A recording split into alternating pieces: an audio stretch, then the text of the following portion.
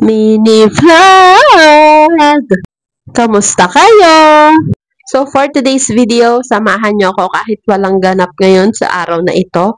At nag-crave ako sa tokwat baboy kaya magta-try tayong gumawa. Kung nakikita nyo, kakaligo ko lang dito at buhol-buhol ang buhok ko. Ginamit ko si Yusuf Fine Hair Treatment para matanggal yung buhol-buhol. Favorite ko na siya ever since. At itong tokwa na to, binili ko to sa Dali. Ilang linggo na nakakalipas. At tinitingnan ko kung okay pa siya. Kasi kung okay pa, gagawin ko siyang tokwat baboy. Nung una, akala ko madudurog siya pero hindi. Okay naman.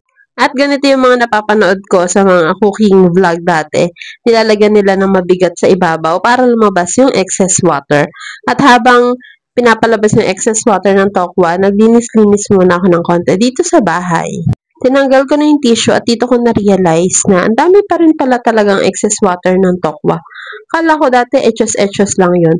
Tapos akala ko ang dami na nung nabili ko sa Dali na isang pack. Yung pala ko konti lang siya. Pero okay lang kasi kaming mag-asawa lang naman ang kakain nito. Hindi pa nga ako nakatry gumawa ng tokwat baboy, ngayon pa lang. Kaya hindi ko rin alam kung ano magiging lasa nito. Alam nyo ba, nahawa ko yung anak ko, Diyos ko. Tapos pati yung nanay ko, tapos yung pamangkin ko.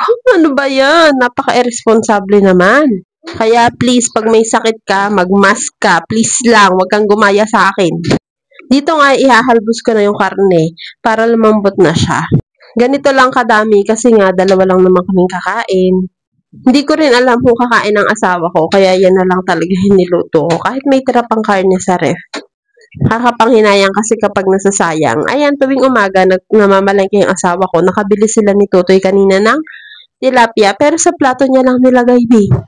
Kaya ito ako for the lipat at hinuhugasan ko na din sila isa-isa. Mas gusto ko kasi yung nakalagay na siya sa mga Tupperware para maayos tingnan yung freezer. At ayan, ilalagay ko na siya sa freezer para doon na siya mag-rest in peace. Hoy! Ngiting-ngiti yarn. Dito mag-start na tayo maghiwa ng mga gagamitin natin sa sauce ng ating tokwat baboy. Sa totoo lang, hindi ko talaga alam yung magiging lasa nito. Pero sana kalasa siya nung mga nakakain ko sa resto. Ang feeling naman, akala mo naman talaga masarap magluto yarn. Hindi ko to recipe guys ha, nakita ko lang din to sa Black App. Ginaya ko lang kasi nga nagkikrave ako, mami.